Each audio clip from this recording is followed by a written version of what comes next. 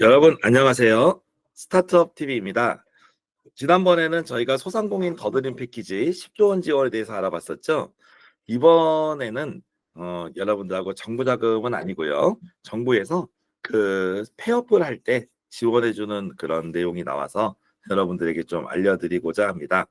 그래서 영상이 좀 그냥 편하게 여러분하고 좀 이런 정보가 있고 앞으로 이런 식으로 방향이 가고 있으니까 내가 좀 미리 준비를 해야 되겠구나.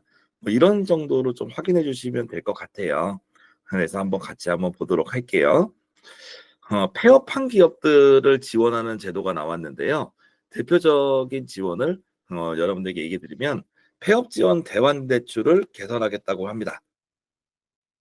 이걸 무슨 말인지 잘 모르시는 분들이 계실지 몰라서 조금 더 밑에 한번 좀 보도록 하겠습니다. 폐업 지원 대안 대출이라는 게 있다. 그런데 이 폐업 지원 대안 대출이 기존에는 24년 12월 이전에 대출 대상인 분들만 지원했는데 이제는 25년 6월까지 또 이제 대상으로 된다라는 거고요. 보증기 1억 원 이하 기준으로 보증기한 7년 저금리였는데 이번에 보증기한 15년으로 바꾸겠다는 뜻입니다. 그리고 여러 개 사업자가 있어도 하나의 사업장만 지원을 했었는데 과거에는 이제는 여러 개 사업자를 폐업해도 모든 사업자에 대한 사업자 대출을 지원을 하겠다는 거예요. 그래서 여기에 대한 개념에 대해서 여러분들하고 한번 좀 간단하게 좀 설명을 한번 드려볼게요. 그래서 이게 한번 여기서 한번 그림을 한번 좀 그림으로 한번 볼게요. 지금 보면은 우리가 이런 개념이 있습니다. 여러분이 창업을 시작을 해가지고 사업을 시작했어요. 해서 사업자 대출을 받았습니다. 보통 이런 사업은 이제 개인 사업자 기준이 많습니다. 개인 사업자로 대출을 받았어요. 그래서 열심히 사업을 잘해야 되는데 이게 사업이 잘 안 됩니다. 자꾸만 안 돼가지고 어려워져서 어쩔 수 없이 우리가 그때 폐업을 이제 하려고 합니다. 이제 폐업을 하려고 하는데 문제가 어떤 문제 생기냐면 이 사업자 대출을 만약에 여러분이 5천만 원을 받았어요. 근데 내가 이제 폐업을 하는데 지금 한 4천만 원 정도가 남았습니다. 1천만 원은 빚을 갚고. 그럼 이럴 때는 원래는 사업자라는 거는 그 기업을 보고 자금을 준 거기 때문에 이 사업자, 기업이 폐업을 했으니까 이 4천만 원을 전액 상환을 해야 됩니다. 근데 기업이 어려워져 가지고 전액 상환을 하는데 갑자기 안 그래도 어려워서 돈이 없어 죽겠는데 4천만 원을 다 갚으라 그러면 정말로 이거는 가계 경제에 큰 문제가 있겠죠. 그래서 원래대로 하면은 여기 기업 명의로 사업자 대출한 거는 결국 기업이 명의로 자금을 줬으니까 이 기업이 폐업을 하니 기업의 명의가 없어지는 거죠. 그래서 전액 상환을 해야 된다라고 보는 건데요. 그러면 요때 요 기업의 명의를 개인의 명의로 바꿔주면 어떻습니까? 대표자의 개인의 명의로 바꿔주는 거예요. 그러면 요 4천만 원을 일시 상환을 안 해도 되죠. 일시 상환하라고 하는 게 거의 문제가 큰 거니까요. 돈 잘 벌고 있는데 일시 상환이 무슨 문제겠어요? 어려워서 폐업하는 건데 돈 없는데 일시 상환하라 그러면 정말 미치는 거죠.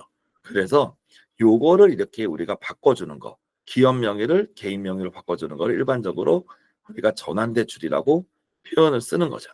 그래서 이 전환대출이 기존에는 한 7년 정도 1억 기준으로 까지 해줬는데 이거를 플러스 15년까지 해주겠다는 거예요.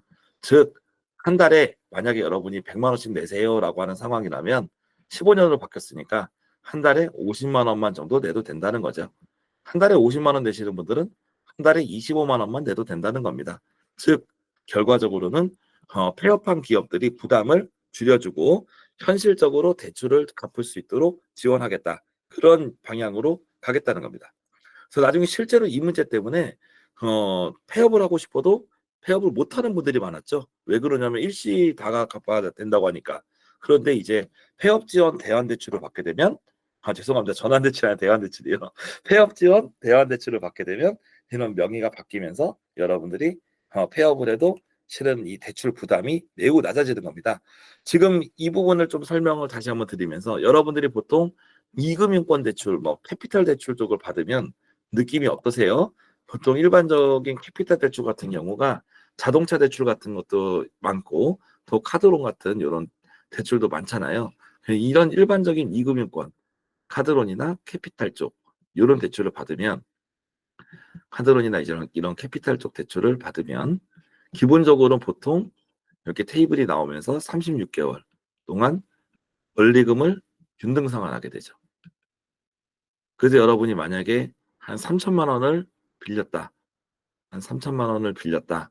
그러면 대충 이자랑 포함해서 월 100만 원씩을 상환해야 되는 거죠. 그리고 좀 더 이금융권 중에서 길게 나가는 60개월짜리를 해도 어쨌거나 요거를 나누면 이거보다 좀 줄겠지만 아무리 많이 해도 민간금융에서는 최대 5년 정도가 맥시멈이다라고 볼 수 있어요. 그런데 이거를 우리가 정부에서 맥시멈 5년인 거를 맥시멈 15년이니까 곱하기 3배를 늘려주고 금리를 확 다운시켜주면 내가 폐업할 때 훨씬 여유가 생기는 거죠. 그래서 가끔 어떤 분들은 이 폐업하면서 요 대환 대출을 못 내니까 이금융권 개인 대출을 받아가지고 내신 분들도 있었어요. 그런 정부 대출은 금리가 한 4, 5% 나오는데 그거를 가지고 이금융권에 무슨 10%짜리 대출들을 받았다 보면 이자도 많아지고 한 달에 갚아야 되는 원금도 세니까 거의 울며 겨자 먹기로 받으신 분들도 꽤 있었죠. 그래서 그런 부분들을 최대한 줄여서 여러분들이 경제 활동에 큰 문제가 없겠다라고 나오는 개념입니다. 그래서 이 부분을 협약 개정 등을 통해서 이제 좀 순차적으로 시행하겠다는 거예요. 그래서 이 폐업 지원 대환 대출이라는 거는 만약에 여러분이 폐업을 지금 안 하고 있으면 상관이 없습니다. 근데 혹시나 만약에 폐업을 해야 되는 상황이 온다면 그때 저분이 그랬었지 그 생각을 꼭 기억을 해주시기를 바랍니다. 그래서 폐업 지원 대환 대출이란 걸 꼭 생각을 해놓으시고 내가 저런 걸 통해서 폐업 지원 대환 대출을 어떻게든 받아가지고 좀 더 안정적인 걸 해야 되겠구나 그 생각을 하게 되겠고요. 두 번째는 좀 가볍습니다. 폐업 지원 폐업 비용 지원 대출입니다. 우리가 폐업할 때 철거 지원금 같은 게 희망 리턴 패키지나 이런 쪽에서 지원이 들어가는데요. 그래서 이제 이 부분을 최대 600만 원까지 지원을 하겠다는 게 지금이 핵심이에요. 중기부, 철거부, 중소벤처기업부에서 철거비 지원금 한도 내에서 대출해 주겠다는 건데 요 내용은 어떤 의미냐라고 이제 간단하게 설명을 드리면 말로 하면 헷갈리지만 그림으로 보면 생각보다 어렵지 않습니다.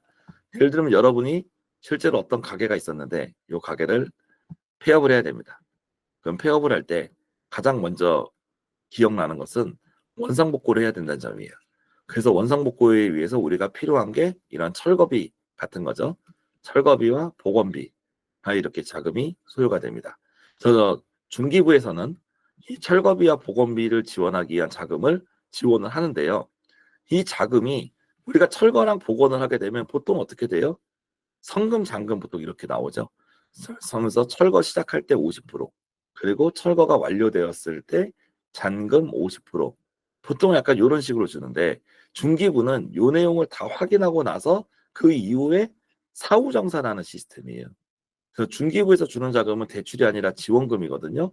그래서 그 최대 600만 원까지 지원금을 주겠다는 거예요. 그래서 철거비, 복원비가 최대 600을 지원을 하니까 실은 여러분이 이 지원금을 받아서 철거하면 여러분은 600만 원 이내에서 철거할 경우는 철거비가 한 푼도 들지 않는다라고 얘기를 하는 건데 문제는 시점이 문제죠. 철거비가 이제 중기부 자금을 받고 철거비를 주면 좋잖아요. 근데 그러면 이 공사업체에서 공사를 할까요? 안 하죠. 성금을 받아야 그 돈을 가지고 공사를 하죠. 그러니까 실제로 이 철거비를 기업들이 먼저 선부담을 해야 됩니다. 600만 원을 선부담한 다음에 나중에 철거 다 끝나고 나서 후정산 시스템으로 이 600만 원을 돌려받는데 이 선부담 600만 원이 없을 수가 있잖아요. 폐업하는 것도 어려운 상황이니까요.